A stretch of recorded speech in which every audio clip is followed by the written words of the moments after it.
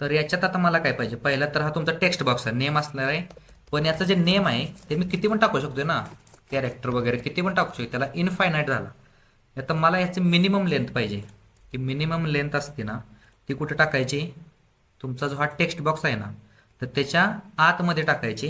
काय टाकायचं, min length.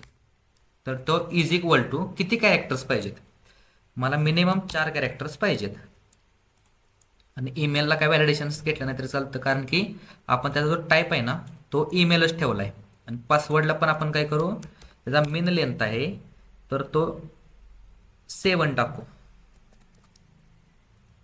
Save केलं, तुमच्या ब्राउझरवरती आलो, मी साईडला ओपन करतो विंडो. तर आता मी काय केलंय, फॉर्ममध्ये तुमचे ते 3 टॅग घेतले, कुठले, एंटर नेम, एंटर ईमेल आणि पासवर्ड. आता व्हॅलिडेशन काय, मला नेम टाकलं, मी तर काय करतो, फक्त ओम टाईप केलं आणि एंटर ईमेल, ईमेलवरती काहीतरी टाकतो, असं काहीतरी टाकलं. परत पासवर्ड 456. तर सबमिट केल्यानंतर बघा तुम्हाला पॉपअप आला की please lengthen this text to 4 characters.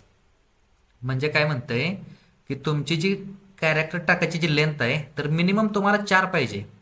You are currently using 2 characters. त्यानं बघा तुमचं किती कॅरेक्टर टाकलेत ना ते पण काउंट केलं, की तुम्ही 2 आता टाकलेत, अजून 2 टाका.